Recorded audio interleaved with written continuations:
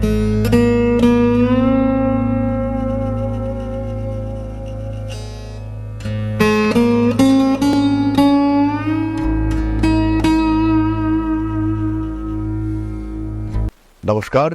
Rishibani institute of Vedic অ্যাস্ট্রোলজির পক্ষ থেকে আমি শান্তনু আবার আপনাদের সামনে কিছু নতুন বিষয় নিয়ে আলোচনায়। এর আগে যখন মঙ্গল তুঙ্গ হয়েছিল সেখান থেকে মঙ্গল রাহু কম্বিনেশন এবং আগামী দিনে শনি মঙ্গল কম্বিনেশন, এই বিষয়গুলি নিয়ে আমরা আলোচনা করেছিলাম রাহু মঙ্গলের অগ্নিবীজ যোগ নিয়ে। এবং সেই সময় আমরা আলোচনা করেছিলাম যে এই সময় শুরু হতে পারে কোনো প্রাকৃতিক দুর্যোগ, এই সময় শুরু হতে পারে কোনো যুদ্ধকালীন পরিস্থিতি, এই সময় কিন্তু অস্থির হয়ে উঠতে পারে আবহ। সেই সমস্ত প্রেডিকশনগুলি কিন্তু মোটামুটি ম্যাচ করতে আমরা দেখতে পাচ্ছি এবং সেই ঘটনাগুলি ঘটছে যেগুলি এক্সপেক্টেড ছিল।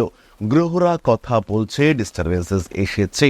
এখন আমাদের কমেন্ট বক্সে বারবার প্রশ্ন আসছে, কবে এই পরিস্থিতি শান্ত হবে, কবে তেলের দাম কমতে পারে, কবে সাধারণ মানুষের কাছে গ্যাসের দাম কমতে পারে। এই ধরনের বহু প্রশ্ন মানুষ করছেন। তারই সঙ্গে সঙ্গে আরও একটি প্রশ্ন, কবে এই যুদ্ধকালীন পরিস্থিতি শান্ত হতে দেখতে পাওয়া যাবে।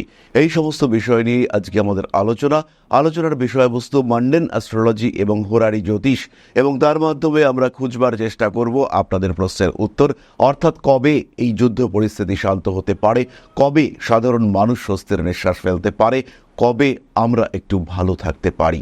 প্রথমেই বলি, যে কম্বিনেশনে, যে প্ল্যানেটারি কম্বিনেশনে এই যুদ্ধকালীন পরিস্থিতি দানা বেঁধে উঠেছিল, অর্থাৎ রাহু মঙ্গল কম্বিনেশন কুম্ভ রাশিতে, বায়ু তত্ত্বের রাশি কুম্ভতে রাহু মঙ্গল কম্বিনেশন, এবং সেই কম্বিনেশনের ওপরে বক্রী বৃহস্পতির দৃষ্টি। সিংহ রাশি কেতুযুক্ত হয়ে অবস্থান করেছিল এবং সিংহ রাশিতে কেতুর এই অবস্থান কিন্তু মানুষের মধ্যে কনফিউশন, মানুষের মধ্যে রিজিডিটি এগুলো বাড়িয়ে তুলেছিল এবং তার কারণে সমস্যায় পড়েছিল সাধারণ মানুষ। তবে ইতিমধ্যেই পরিস্থিতির পরিবর্তন এটা কিন্তু আমরা দেখতে পাচ্ছি এবং বিশ্বের প্রত্যেকটি মানুষ উপলব্ধি করছেন যে যুদ্ধের প্রয়োজনীয়তা আর কিন্তু নেই। এবার কিন্তু ফিরে আসার প্রয়োজনীয়তা রয়েছে। এবার কিন্তু এই যে মহাশক্তিধর রাষ্ট্রগুলি, এদের নিজেদেরকে গুটিয়ে নেওয়ার, সংযত করবার সময় এসেছে এবং যদি তারা সংযম প্রদর্শন করতে না পারে তাহলে কিন্তু পৃথিবী বৃহত্তর ধ্বংসের দিকে এগিয়ে যেতে পারে। যে ধ্বংসের সম্ভাবনা সৃষ্টি হতে পারে শনি মঙ্গল কম্বিনেশনে। কালপুরুষের দ্বাদশ রাশি মীন, সেখানে উত্তর ভাদ্রপদ নক্ষত্রে যখন শনি মঙ্গল কম্বিনেশন হবে, তার উপরে থাকবে রাহুর দৃষ্টি। সেই সময় কিন্তু ভয়ঙ্কর বিপর্যয় সৃষ্টি হতে পারে। তাই তার আগে এই সমস্ত ক্ষমতাধর শক্তিধর রাষ্ট্রগুলি যদি নিজেদেরকে সংযত না করতে সক্ষম হয় তাহলে কিন্তু পৃথিবী এগিয়ে যাবে বৃহত্তর ক্ষতিকর পরিস্থিতির দিকে।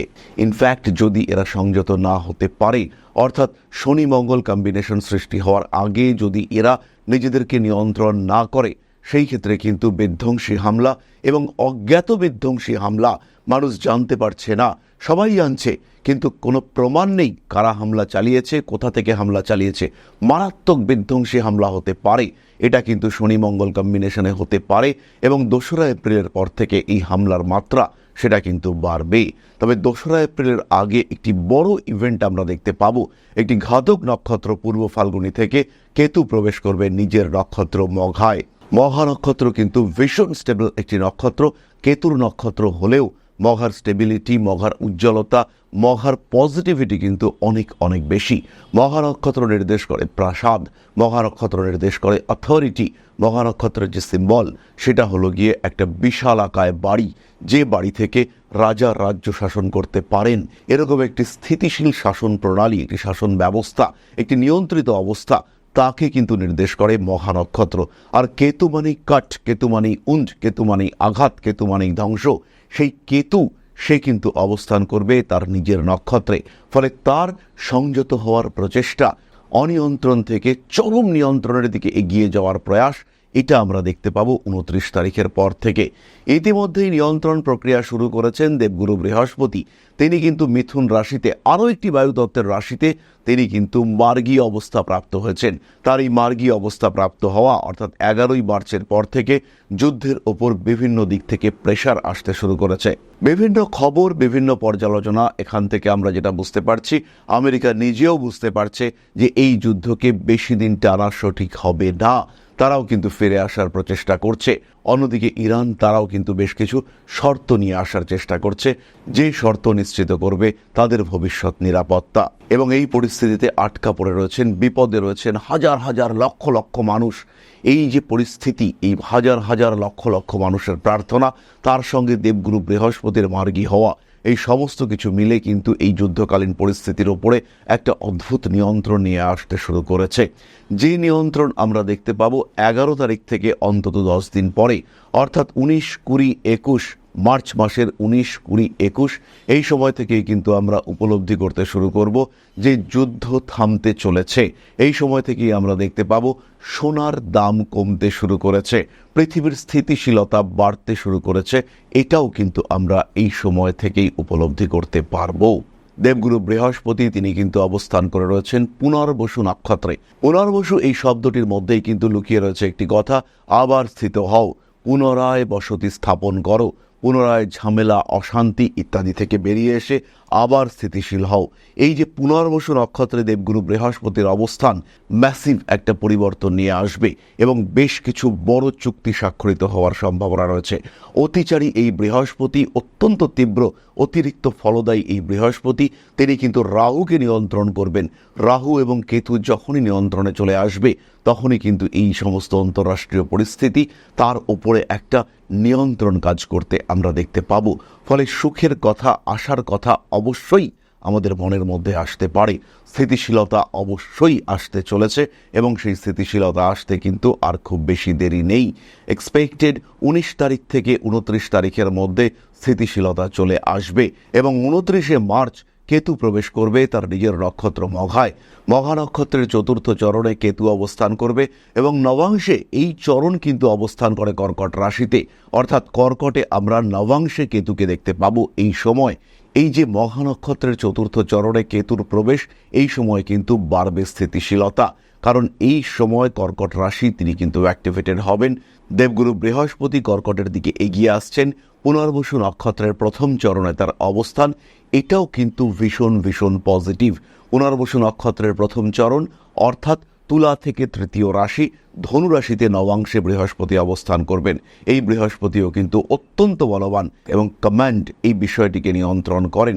ধনু রাশি হলো সেই রাশি যেখানে বারবার আমরা বলি রয়েছে নিয়ন্ত্রণ। হাতে ধনুক, ধনুকের প্রত্যঞ্চয়ে তীর চড়িয়ে রাখা হয়েছে, কিন্তু সেই তীর ছাড়া হয়নি। অস্ত্র রয়েছে, অস্ত্র আমাদের কাছে উন্মুক্ত অবস্থায় রয়েছে, অস্ত্র আমরা ত্যাগ করতে পারি, কিন্তু করলাম না। আত্মসংবরণ করলাম, নিজেদের উপরে নিয়ন্ত্রণ কায়েম করলাম, পৃথিবীর শান্তি মহান উদ্দেশ্যের উদ্দেশ্যে নিজেদের কিছু স্বার্থ ত্যাগ করলাম। এটাই ধনুরাশির বৈশিষ্ট্য। বৃহস্পতি নবাংশে ধনুরাশিতে থাকবেন এবং এর ফলে কিন্তু পৃথিবীতে শান্তি আসার চরম সম্ভাবনা তৈরি হবে, কিন্তু তার মধ্যেও রয়েছে কিছুটা বিপদের সংকেত।